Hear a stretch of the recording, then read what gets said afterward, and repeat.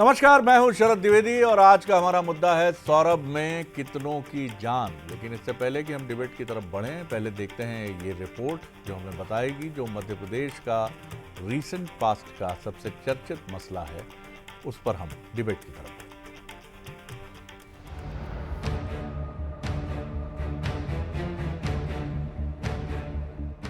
परिवहन विभाग में रहते काली कमाई का साम्राज्य खड़ा करने वाला सौरभ शर्मा प्रदेश में सियासी मुद्दा बन चुका है, जिसको लेकर जमकर बयानबाजी हो रही है। अब पीसीसी चीफ जीतू पटवारी ने बड़ा बयान दिया है। पटवारी ने कहा कि सौरभ शर्मा की जान को खतरा है। उन्होंने कहा कि राजदार सौरभ की हत्या करा सकते हैं। इसके साथ ही पटवारी ने सरकार पर कई गंभीर आरोप लगाए।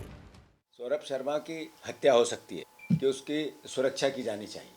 जब मैंने प्रेस कॉन्फ्रेंस ली थी तो ये आशंका जाहिर की थी, क्योंकि जब भी सौरभ शर्मा आएगा सामने तब कई के चेहरे बेनकाब होंगे।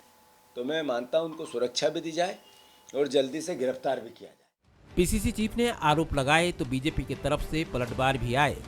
मंत्री राकेश शुक्ला ने कहा कि सरकार मामले को बेहतर तरीके से हैंडल कर रही है, तभी चीजें बाहर आ रही हैं।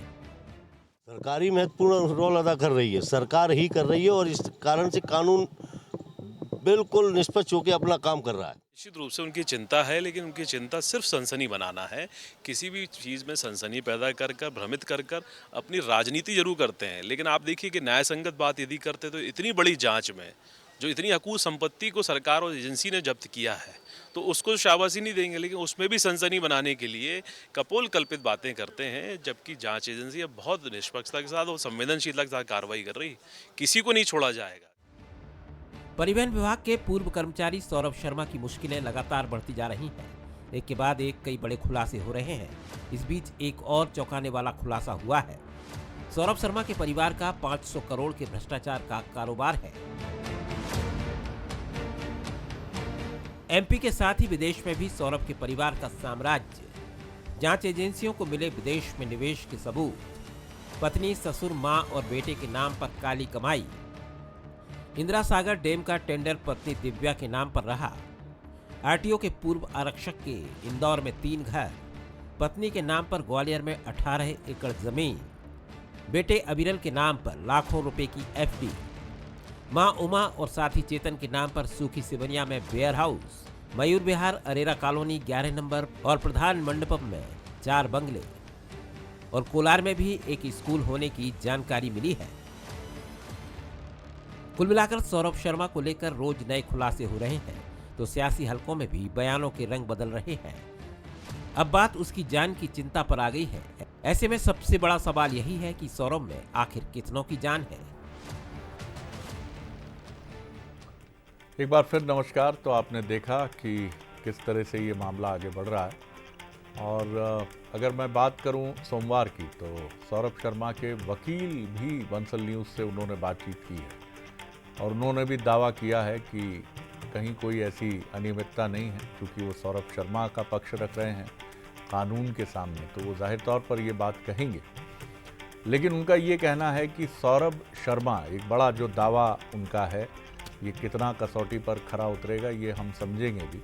उनका दावा है कि सौरभ शर्मा लोक सेवक नहीं है, गवर्नमेंट सर्वेंट नहीं है, तो लोकायुक्त जांच के दायरे में या लोकायुक्त की जो रेड की बात सामने आ रही है, हम उसको भी न्यायालय में चैलेंज करने जा रहे हैं, which is a very significant thing if it is true और ये न्यायालय में स्टैंड करता है।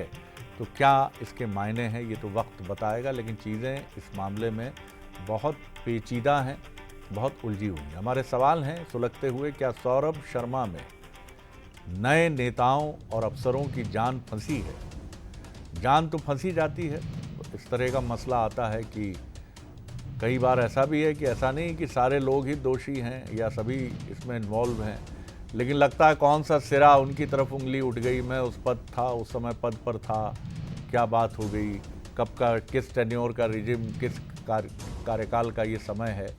दूसरा सवाल है, क्या पटवारी के बयान के बाद सरकार को सौरभ की सुरक्षा की चिंता करनी चाहिए, क्योंकि ये बात सौरभ के घर की तरफ से, उनकी मां की तरफ से भी आई है कि सौरभ की जान को खतरा है। कौन मारना चाहता है सौरभ? ये भी एक बड़ा सवाल है, इसको भी समझने की कोशिश करेंगे, क्योंकि बिश्नोई साहब ने तो कोई धमकी दी नहीं है। क्या सौरभ के काले साम्राज्य में उसके परिवार वाले भी हिस्सेदार हैं, जैसी बात सामने आ रही है? और फिर सौरभ हैं क्या? सौरभ को अभी तक हम जानते हैं एक पूर्व आरक्षक परिवहन विभाग के तौर पर, लेकिन यहाँ तो ऐसा लगता है कि जैसे किसी इंडस्ट्रियलिस्ट या किसी बिजनेसमैन सौरभ शर्मा की बात हो रही है, जिसका साम्राज्य दूर दराज तक फैला है। जो मेहमान हमारे साथ हैं उनसे मिलिए। स्टूडियो में मेरे साथ हैं दिनेश गुप्ता जी, वरिष्ठ पत्रकार, राजनीतिक विश्लेषक, बहुत स्वागत करता हूं सर।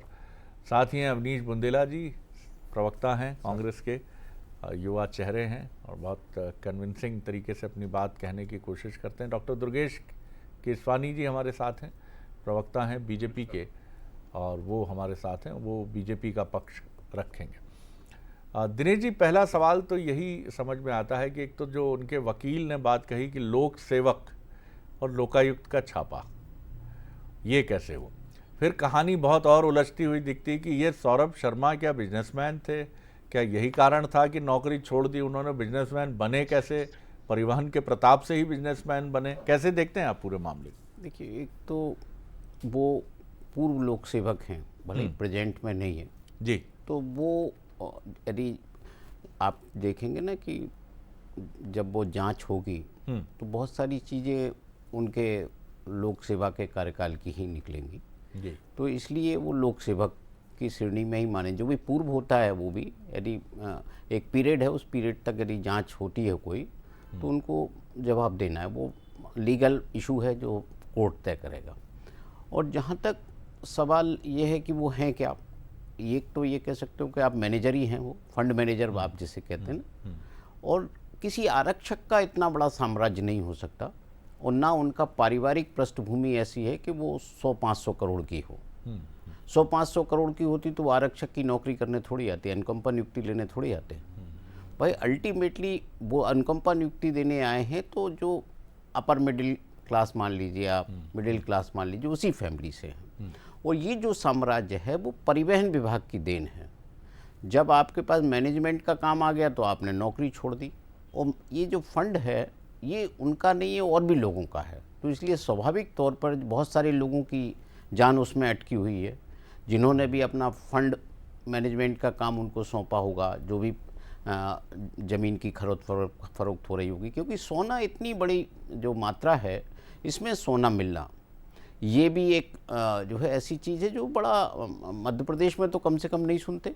ये जो चीज़ें हैं जो ये बताती है कि केवल उसका नहीं है, बहुत सारे लोग हैं जो हो सकता है कैश को गोल्ड में बदल रहे हों, कैश को लैंड में बदल रहे हों, ताकि ये जो है बाद में जब रिटायरमेंट के बाद होते हैं ना, सेटलमेंट जब होते हैं कि इनका 100 करोड़ का हिस्सा, इनका 50 करोड़ का हिस्सा, ये सब उसी का है। और जो ठेके भी मिले सरकार में नौकरी छोड़ने के बाद, ये पुराने कनेक्शन से हैं। तो इसमें आप देखिए, यदि लोकायुक्त ने ठीक से जांच की, क्योंकि लोकायुक्त से अब फोकस कहीं ना कहीं थोड़ा सा इनकम टैक्स भी हो गया है, ईडी भी हो गया है, तो लोकायुक्त की भूमिका पर भी बहुत सारे सवाल आ गए कि छापे में अधूरा रहा। तो अब आगे वो किस तरह की जांच जाती है, कैसे जाती है, किन किन लोगों को नोटिस जाते हैं, ये धीरे धीरे अब ये लंबा चलने वाला मामला है। ये मुझे लगता है कि साल 2 साल 3 साल लेगा ये पूरा मामला। उसके बाद इसकी कड़ियाँ सामने आएगी कि एक्चुअल में था क्या। बिल्कुल, लेकिन जैसी प्रधानमंत्री और मुख्यमंत्री मध्य प्रदेश डॉक्टर मोहन यादव की मंशा समझ में आती है, तो इस मामले में भले ही समय लग जाए, लेकिन जो भी कल्प्रिट हैं वो सामने आने चाहिए। ऐसा ना हो कि 9 दिन चले 2.5 कोस, ये नहीं होना चाहिए। और एक भ्रष्टाचार के खिलाफ सख्त कार्रवाई का संदेश, जैसा मुख्यमंत्री ने बारंबार दोहराया है, वो सामने भी आना चाहिए, जिससे ये पता चल सके कि कानून सभी को समान दृष्टि से देखता है, और इसमें ये नहीं कि जो प्रभावशाली लोग हैं वो बच के निकल जाए। अवनीश जी, आप किस तरह से देखते हैं?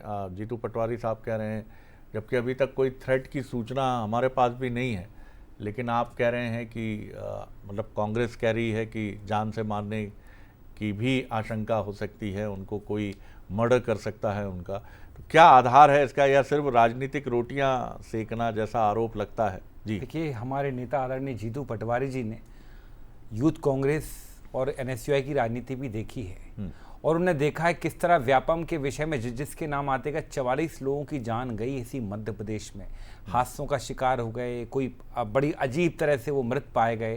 तो आदरणीय जीतू पटवारी जी ने बिल्कुल सही कहा कि सबसे पहले सौरभ शर्मा को सुरक्षा दी जाए क्योंकि उनकी जान को खतरा, ये उनकी मां ने भी आशंका जाहिर की और उसके बाद उसको गिरफ्तार करके लाई, ये पूरी जांच करिए। क्योंकि शरद जी आप देखें वर्तमान में जैसे आज 8-9 दिन हो गए हैं, सौरभ शर्मा की ऐसे लग रहा है कि टीआरपी अभी मुख्यमंत्री डॉक्टर मोहन यादव जी को भी चुनौती दे रही है। हम रोज ही लगभग उन पर चर्चा कर रहे हैं सौरभ शर्मा पर, और दिनेश गुप्ता जी हों चाहे हमारे नेता जीतू पटवारी जी, बिल्कुल सही कहा कि सौरभ शर्मा सिर्फ मोहरे हैं। सौरभ शर्मा जो कि आरक्षक की नौकरी किया करते थे, उनने एक दिन में ही नौकरी नहीं छोड़ दी होगी। उनको थोड़ी पता था कि मैं इतने करोड़ कमाऊंगा। कहीं ना कहीं किसी ना किसी के वो सॉल्यूशन थे, किसी ना किसी के वो काम करने वाले मैनेजमेंट वाले थे जिसके माध्यम से उन्होंने इतनी अकूत संपत्ति कमाई। हो सकता थोड़ा बहुत हिस्सा उनका हो, लेकिन हाँ शरद जी, ये परिवहन विभाग का पैसा है। और हमने ये भी देखा कि पिछले कुछ दिनों में सरकार के, भाजपा सरकार के 2 पूर्व परिवहन मंत्रियों में जो हमने विवाद देखा, भूपेंद्र सिंह जी में और हमारे गोविंद सिंह राजपूत जी में, निरंतर हम देखा दोनों एक ही सागर जिले के आते हैं, बुंदेलखंड के हैं। और शायद जी उनमें हमने जो बयानों का विवाद देखा, उससे कहीं ना कहीं लगता है कि ये जो परिवहन विभाग का पैसा था, इसको कहीं ना कहीं इन्होंने एक उद्योग का रूप दे दिया। वही कारण है कि इसमें सौरभ शर्मा जैसे लोग, और सौरभ शर्मा की पूरी आप देख रहे हैं एक टीम है, उसमें कोई गौड़ करके भी लड़का है और कोई जायसवाल भी है, मतलब एक उद्योग बना दिया है कि पूरा। इसमें शरद जी आप देखें, कुछ जानकारी हमने भी जुटाई है कि आपको खरगोन के बैरियल पर या सेंधवा के बैरियल पर पोस्टिंग चाहिए 6 महीने के लिए। अगर आपको जो एएसआई होता है, एएसआई की प्रतिनियुक्ति हम 3 करोड़ रुपए में, अब 3 करोड़ रुपए उसके पास नहीं होंगे तो उसको वहीं के वहीं ब्याज पर फाइनेंस भी दे दिया था, किस्तों में पैसा उपलब्ध है कि जाओ आप ज्वाइन करो और कमा के दे दो। तो ये है मोदी सरकार का, भारतीय जनता पार्टी का नया बिजनेस मॉडल और बदलता भारत, जिसमें भ्रष्टाचार का स्तर आप इस स्तर पर ले गए हैं। ठीक है, आज आप कह रहे हैं कि हम नहीं पकड़ा। अरे भैया, जब चीजें पूरी सतह पर आ जाएंगी, पूरी ऊपर आ जाएंगी, तो फिर आप क्या करोगे? सरकार तो है ना आपकी। चल जी, अभी तो आप देखिएगा कई सारे टेंडरों में सौरभ शर्मा के पैसों की संलिप्तता पाई जाएगी।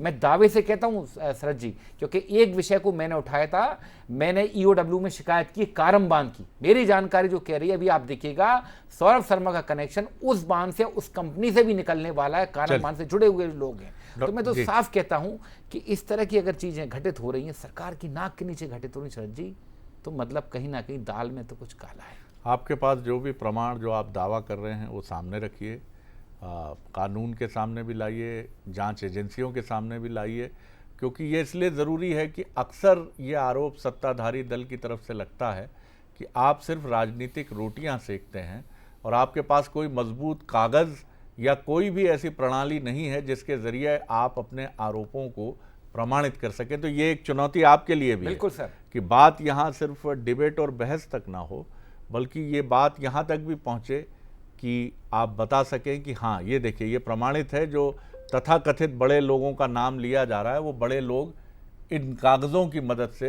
प्रमाणित होते हैं कि उनका भी हाथ है। डॉक्टर दुर्गेश केसवानी जी।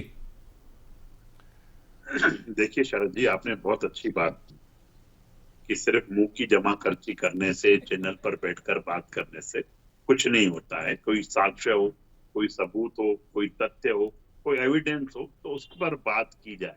वरना इससे तो यही प्रतीत हो रहा है कि आप जो जांच चल रही है उसको लटकाने, भटकाने और अटकाने का प्रयास करने का काम कर रहे हैं। आपके पास कोई एविडेंस है नहीं, आपके पास कोई सबूत है नहीं, आप कारम बांध ले आए, बीच में आप अनेक चीजें ले आए। ये शो करता है कि आप सिर्फ और सिर्फ अपनी सुर्खियां बटोरने के लिए आप और आपके प्रदेश अध्यक्ष काम कर रहे हैं। अरे अगर उनको जान का खतरा होता तो सरेंडर क्यों नहीं किया पुलिस में आके? अगर कहीं पे जान का खतरा है, वो पुलिस से भगे फिर रहे हैं और फिर एक आरोप जीतू पटवारी जी की तरफ से आ रहा है, उनकी जान को खतरा। मुझे लगता है कि ये सब चीजें आप जांच को भटकाने के लिए करना चाहते हैं। जांच सही दिशा में चल रही है। हमारे मुख्यमंत्री जी ने स्पष्ट कर दिया कि भ्रष्टाचारी को बख्शा नहीं जाएगा, उसकी जगह जेल की तकीच है। और हमारी सरकार में हमने इस रैकेट को पकड़ने का काम किया है। अगर लोकायुक्त से गलती हुई तो ईडी भी जांच कर रही है, इनकम टैक्स भी जांच कर रही है, और भी अन्य एजेंसियां जांच कर रही है, और उसको जांच को हो जाने दीजिए। अगर अगर आतुरता न दिखाते हुए आप ये सब आरोप और प्रत्यारोपों से बचकर काम करेंगे तो निश्चित रूप से दूध का दूध और पानी का पानी होगा। कितना ही बड़ा रसूखदार क्यों ना हो, कितना ही बड़ा किसी का काम क्यों ना हो, अगर कानून अपने हाथ में ले रहा है तो उसको बख्शा नहीं जाएगा। उनके वकील तो शरद जी ये स्पष्ट रूप से कहेंगे कि यह एजेंसी भी गलत जांच कर रही है, वह एजेंसी भी गलत जांच कर रही है। अरे सरकार अपना काम कर रही है, जांच आ जाने दीजिए, दूध का दूध और पानी का पानी हो जाएगा। रसूखदार कितना ही कोई बड़ा हो, कानून से बढ़कर नहीं है। मध्य प्रदेश में कानून का राज है, मुखिया हमारे डॉक्टर मोहन यादव जी हैं, एक भी गुनहगार बख्शा नहीं जाएगा। सख्त से सख्त कार्रवाई करने का काम किया जा रहा है और हम इसी दिशा में आगे बढ़ रहे हैं। आप क्यों इतनी जल्दी आतुरता से, आपको उद्योग दिखने लग गया अब उनका पैसा? अरे जब कमलनाथ जी ने तबादलों को उद्योग बना दिया था तब मुंह में दही जमी थी क्या आपकी? तब बात नहीं कर पाते थे क्या आप? और अब बैठ के आप ये उद्योगों का कनेक्शन कर रहे हैं, आप कारण मान लिया। मेरा आपसे निवेदन है, एक अच्छे विपक्ष की भूमिका निभाइए। अच्छा विपक्ष जनता भी पसंद करती है और हमें भी काम करने के लिए वो देगा। पर आप इन सब चीजों से हटकर इतर होकर आप अपने ख्याली पुलाव बनाने का काम कर रहे हो। इन सब चीजों से मुझे लगता है कि जांच को आप होने नहीं देना चाहते हो, जांच को आप भटकाना चाहते हो। जी बोल लीजिए जल्दी से मुद्देला साहब। सर मुझे पता था कि कारम बांध का नाम आएगा और दुर्गेश भाई थोड़े से व्यथित हो जाएंगे। अब वो छोड़िए, कुछ निजी विषय भी होते हैं, मैं वो उस तरफ नहीं जाना चाहता। लेकिन मैं सर इतना कहूँगा, अगर प्रदेश में कानून का राज है तो इस तरह से 2016 में इनकी नियुक्ति होती हो, इतनी जल्दी इस्तीफा भी दे शरद जी। अभी इनकी उम्र देखें तो हर्षियत 35-36 साल होगी। मतलब इतने कम समय में, मतलब नियुक्ति भी आपने की और वो भी उस समय कि उनका एक भाई ऑलरेडी सरकारी नौकरी में। शरद जी यहाँ भी नियमों को धत्ता बताया गया, नियमों को कहीं ना कहीं अनदेखा किया गया कि अगर एक घर में एक व्यक्ति सरकारी नौकरी में है तो दूसरे को आप नौकरी नहीं दे सकते। तो मतलब कहीं ना कहीं आप ये मान लें कि सौरभ शर्मा की नियुक्ति एक प्लान तरीके से की गई थी और पहले से पता था कि इनको कहाँ प्लेस करना। या तो उनकी कोई एक्सपर्टीज होगी जो उनने प्लान जाके रखा होगा संबंधित मंत्री, संबंधित किसी व्यक्ति के पास, और इसी कारण से सौरभ शर्मा जी को ये जिम्मेदारी दी गई। और उन्होंने बात फिर वही है बुद्देला साहब की, आपके पास सबका कागज सर जी हम विपक्ष के लोग हैं। सर जी हम विपक्ष के लोग हैं। विपक्ष के पास सर जी हम विपक्ष के लोग हैं। आप मुझे बताएं, हम प्रयास करते हैं, लेकिन आप बताएं विपक्ष की हैसियत क्या है सरकार में? जो पूर्व प्रधानमंत्री जिसने पूरे देश को आर्थिक दिशा और दशा दी, उसका अंतिम संस्कार इतने सामान्य तरीके से कर देते, ये औकात है विपक्ष की? ये एक अलग विषय सरदार नहीं सर, मैं बता रहा हूं कि विपक्ष की हैसियत क्या बची है सरकार में, जी फर्क कितना है? मैं लौटता हूं जल्दी से। दिनेश जी, कई सिरे हैं इसके। एक तो आरोप का सिरा ये कहता है कि इसमें कई प्रभावशाली लोग इन्वॉल्व हैं, अधिकारियों की तरफ भी उंगली है, राजनेताओं की तरफ भी उंगली है। ये आरोप भी आता है कि ये लड़ाई दो कद्दावर बीजेपी के नेताओं की आपसी प्रतिद्वंदिता की लड़ाई के चलते सामने आई। खैर ऐसे मामले अक्सर ऐसे ही सामने आते हैं। उसमें अब वाटरगेट कांड की तरह निक्सन की सरकार अमेरिका में कैसे गिरी, दो युवा पत्रकारों ने क्या किया, अब समय बहुत परिवर्तित हो गया है, उस पर भी मैं कोई टीका टिप्पणी नहीं करना चाहूँगा। लेकिन अब आपको क्या लगता है, जांच की दिशा दशा, क्या सीबीआई इंक्वायरी एक ऐसा मंजर है जहां पहुंचकर हम उम्मीद कर सकते हैं कि ये सारी चीज़ें ठीक दिशा की तरफ बढ़ती हुई दिख रही? देखिए शरद जी, कौन क्या कहता है, अभी तो इस तरह के जितने मुँह उतनी बातें जैसे कहते हैं ना, वो चलती रहती हैं। सब अपने अनुमान लगाते रहते हैं। एक तो ये सीबीआई जांच का विषय है ही नहीं अभी, क्योंकि ये जो है इसमें बहुत सारा पैसा इन्वॉल्व है। क्योंकि सीबीआई जांच तब करती है जब कोई अलग तरह की चीज़ें हैं जो सामने नहीं आ रही हो। इसमें तो चूंकि जो एजेंसी हैं, एक ईडी है और दूसरा इनकम टैक्स है, तीसरा लोकायुक्त है, तो ये जब एजेंसियां काम कर रही हैं तो इसमें सीबीआई की आवश्यकता नहीं है, क्योंकि ये कहीं ना कहीं मनी लॉन्ड्रिंग का केस है जो ईडी की परव्यू में है, वो अपना उसकी जांच कर रही है। और इनकम टैक्स को देखना है कि ये पैसा आपका लीगल है कि इनलीगल है। वो इसके बाद उनके रिटर्न देखेगा, प्रॉपर्टी की बहुत सारी चीज़ें, उनका जो प्रोसेस होता है वो देखेगा। इसमें कोई पॉलिटिकल कुछ नहीं है। देखिए, जब कोई भी आदमी जिसकी हैसियत नहीं होती और रातों रात वो जब बड़ा आदमी हो जाता है तो बहुत सारे लोग होते हैं, लोगों की नज़र में खटकता है, बहुत सारे लोग होते हैं जो शिकायतें करते हैं। ये आश्चर्यजनक है कि नौकरी से हटने के बाद उन पर यह कार्रवाई हुई, तो ये कहीं ना कहीं बड़ा और कहीं का मामला है ये, जिसको ये इस तरह से यहाँ सौरभ शर्मा को गिरफ्त में लिया गया है और आगे इसकी कड़ियाँ मुझे लगता है खुलेंगी। लोगों के दिमाग में जो आशंका है दिनेश जी, वो बड़ी आशंका ये है, आपको याद होगा कि पूर्ववर्ती कांग्रेस सरकार के समय हनी ट्रैप का मसला बड़ा तेज़ी से उभरा था और सेम इसी मामले की तरह ये कहानी सामने आई थी कि कई बड़े बड़े नाम इसमें ब्यूरोक्रेट्स, इसमें पॉलिटिशियन इसमें इन्वॉल्व है। अब वो हनी ट्रैप सामने आया, लेकिन एक गहरी चुप्पी भी उसके साथ चली। हालांकि कानून ने अपना काम किया, लेकिन जिस तरह की बातें थी वो कुछ सामने नहीं आया। जहां बड़े नाम सामने आते हैं ये आशंका बड़ी बलवती हो जाती है कि जांच भी होगी, सारी चीज़ें आगे बढ़ेंगी और अंत में ऐसा भी मान लिया जाता है कि सभी पार्टियां शरीके जुर्म हैं, छोड़ दिया जाता। नहीं, ज़्यादातर जो मामले इस तरह के सामने आते हैं वो एक लॉजिकल एंड पर पहुंचते हैं। आप हनी ट्रैप देखिए कि वो कोर्ट में चल रहा है, उसमें चालान पेश हुई, जो जिन लोगों पर आरोप थे वो चालान में हैं, पेशी पर हैं, उसमें उन पर सज़ा क्या होती है वो एक अलग विषय है, लेकिन एक अपना वहाँ कानूनी कार्रवाई हो रही है। इस मामले में भी जो तथ्य आएंगे सामने वो अल्टीमेटली सारी एजेंसियों को, ईडी है तो ईडी को अपना एक चालान तो पेश करना ही है ना, कार्रवाई करेगी। यदि उसको लगता है कि इसमें मनी लॉन्ड्रिंग इन्वॉल्व है तो वो अपना काम करेगी। इनकम टैक्स को तो नहीं करना है, लेकिन लोकायुक्त को भी करना है। लोकायुक्त ने FIR दर्ज की है तो उसको भी बताना पड़ेगा कि क्या है, उसको भी ट्रायल कोर्ट में जाना पड़ेगा, उसको तय करना पड़ेगा कि कहाँ कहाँ किस तरह से भ्रष्टाचार हुआ है, प्रिवेंशन ऑफ करप्शन एक्ट का कैसे मामला है ये। तो बहुत सारी चीज़ें हैं। आप जो दूसरे लोग हैं जिनके नाम अभी सामने नहीं है, जो पब्लिक डोमेन में नहीं है, जिनकी हम ये कह रहे हैं ना केवल आप अटकलबाजी चल रही है, अनुमान लगा रहे हैं, वो कितने सच हैं, ये जब बड़ी लेवल की जांच होती है, ईडी जब आगे बढ़ेगी तब कुछ सामने आए तो आए कि ये लीगल है, हवाला का मामला था, किस तरह का था, विदेश में था कि नहीं इन्वेस्टमेंट, क्योंकि ये सब केवल हम बहुत सारी चीज़ों की कोई इसमें ऑफिशियल स्पोक्स पर्सन की तरफ से कुछ नहीं है, कोई प्रेस रिलीज नहीं है। जी दुर्गेश जी। देखिए शरद जी, निश्चित रूप से दिनेश जी वरिष्ठ पत्रकार हैं और बड़ी करीबी से इन सब चीजों को देखते हैं। इन्होंने भी सीडी कांड की बात की, कमलनाथ जी के बयान आते थे कि मेरे पास सीडी रखी हुई है, कभी दिग्विजय सिंह जी के बयान आते थे कि मेरे पास सीडी रखी है। अरे भैया, जब आपके पास है तो आप दो ना, उसको जांच में सहयोग करना चाहिए आपको। और अभी भी मेरा बड़ी विनम्रता से आग्रह है, अगर कोई चीज है तो एजेंसियों को आप निश्चित रूप से मुहैया कराइए। हमारी सरकार है, हम काम निश्चित रूप से उस पर कार्रवाई करने का काम करेंगे, पर आप सुर्खियों में आ जाएं, एक दिन पेपर में छप जाएं, दूसरे दिन टीवियों पे दिख जाएं। उसके लिए अगर आप ये सब चीजें करोगे तो ये बैड प्रैक्टिस है। इस प्रैक्टिस से किसी का लाभ होने वाला नहीं है। जांच में करने वाले जो अधिकारी हैं वो भ्रमित होते हैं इन सब चीजों को देखकर। तो जो एविडेंस है आपके पास, आप आइए, बिल्कुल मैं, आप विपक्ष के नाते आप उस चीज में आना चाहते हैं तो आप करिए उस चीज को, पर एविडेंस देकर बात करिए।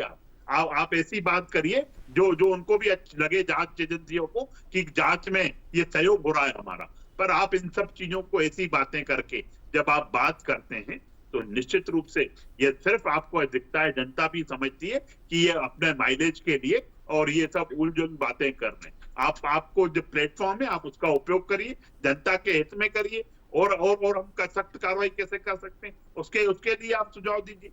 पर आप ऐसे आरोप लगाने का काम, आदमी पुलिस गिरफ्त में है नहीं, और उसको अगर जान का खतरा होता तो सबसे पहले वो पुलिस गिरफ्त में आता। सर यही तो आदरणीय जीतू पटवारी जी की मांग है कि उनको गिरफ्तार करिए, सुरक्षा मुहिया करवाइए। ऐसे ही लोग तो आपको याद होगा व्यापम कांड में 44 दुर्गेश भाई पूरी जांच जी देखिए। और सबसे बड़ी बात, अभी दिनेश गुप्ता जी ने एक बहुत अच्छी बात कही कि इसमें अब शरद जी कुछ छुपा नहीं रह गया। सीबीआई जांच की हम मांग नहीं कर रहे हैं इसमें, हम ये कहते हैं उच्च स्तरीय जांच हो, सीबीआई करना हो, अब सीबीआई करिए। क्योंकि सबसे बड़ी बात शरद जी इसमें यह है कि इतना पैसा इन्वॉल्व हुआ कैसे इसमें, मतलब कहीं ना कहीं जो सरकार के दो पूर्व परिवहन मंत्री एक दूसरे पर आरोप लगा रहे हैं। हालांकि क्या कारण है, आप देखें कि डॉक्टर गोविंद राजपूत जी जो थे, जब कमलनाथ जी की सरकार में थे तब भी परिवहन विभाग संभालते थे, और जब वो बेंगलोर के माध्यम से सरकार बनी शरद जी, लगातार 5 साल परिवहन मंत्री रहे, और उनके पहले भूपेंद्र सिंह जी परिवहन मंत्री थे। तो ये कहीं ना कहीं आप ये समझ लें, और सौरभ शर्मा का जो पूरा खेल है 2016 से शुरुआत हुई है। तो शरद जी ये इतना आसान नहीं है। मैं तो कहता हूँ सौरभ शर्मा सिर्फ एक मोहरा है। आपने कई सारी फिल्में देखी होंगी जिसमें कहते हैं ना लेफ्ट और राइट जो रहता है वो मारे जाते हैं, इसलिए हमें शक है कि हो सकता है इनकी जान को खतरा हो। जी शरद जी, ये किस तरह से अब ये फिल्मों की बातें करने लग गए, जो क्यों? जो जहां वक्त कम है सर, मोदी जी संक्षेप फिल्मों की संक्षेप बात में। करते हैं। फिल्म फिल्मों आपकी की सरकार फिल्मों फिल्म का देखने के लिए बात टैक्स फ्री करता है। करवा देती मुझे लगता है कि ये बेफजूल सिर्फ फिल्मों को। आप एक ऐसा फिल्मों की बात करने से बुरा लग रहा सुनिए, है। सुनिए। कि हम कब जाए दिख जाए और आप उन पर चर्चा कर लें, ये सिर्फ उतना ही चाहिए। बाकी जांच एजेंसियां अपना काम कर रही हैं, आप कितने ही लटकाने भटकाने का प्रयास करोगे उसमें हम निश्चित रूप से आने वाले नहीं है। जो गुनहगार है, जो दोषी है, जो करप्ट है, जो भ्रष्टाचारी है, उसकी चलिए। जगह जेल की सकीटें हैं। जी जी, महत्वपूर्ण बात इसमें यही है, मैं एक यात्रा से लौट रहा था और मध्य प्रदेश की एक जगह चाय पीने के लिए हम रुके, तो बिना परिचय दिए जो बात करने का आनंद है वो बड़ा सुख है उसका। हमने बातचीत शुरू की और लोगों से पूछा तो एक करीब करीब 60-61 वर्ष के एक उसमें वरिष्ठ नागरिक भी थे। तो बात का निष्कर्ष यही था, कुछ नहीं होगा साहब, ऐसा हो जाएगा वैसा हो जाएगा, अंत में सब क्लियर हो जाता है, ये होता है। जो एक भारतीय निराशावाद भी कह लीजिए आप उसको, या हमारे तंत्र के बारे में इतना प्रचारित कर दिया गया है कि ये तो साहब मुट्ठी है, सीबीआई तोता है, ये मैना है, ये यहाँ पर है, ये ऐसा है। एक बुजुर्गवार बोले कि सज़ा मिले या ना मिले, लेकिन इस दौरान जिसमें भी जिनका भी इसमें कथित रूप से कोई भूमिका है उनकी नींद उड़ गई है। इनमें से कईयों को जांच के चलते भले ही उनका कुछ ना, उनको ब्लड प्रेशर हो जाएगा, नहीं है तो कुछ और बीमार हो जाएंगे, कुछ का चेहरा देखकर आपको समझ आ जाएगा। तो उन्होंने कहा एक नेचुरल जस्टिस भी ज़रूर है, और ये नेचुरल जस्टिस ऐसे किसी मामले के सामने आने के बाद जो लोग दूसरी तरफ हैं, जिनकी कथित भूमिका है, उनकी जान जो सांसत में आती है, न सांस ऊपर जा रही है न नीचे जा रही है, इससे बड़ा दंड, उन्होंने बड़े दार्शनिक अंदाज में कहा, भैया कछु नहीं है इससे बड़ा दंड। बेई जानत है अपनी पीड़ा कि का उनके मन में गुजर रही है, न खाते बन रही है न पीते बन रही है, 24 घंटे अखबार यही पढ़ रहे हैं, पूछ रहे हैं चुपके से, भैया सब ठीक है ना, कछु है तो नहीं हमाओ नाम। तो पता नहीं ये भी क्या सच है क्या, ये सवाल मैं आप पर छोड़ता हूँ। आप तीनों मेहमानों का बहुत धन्यवाद।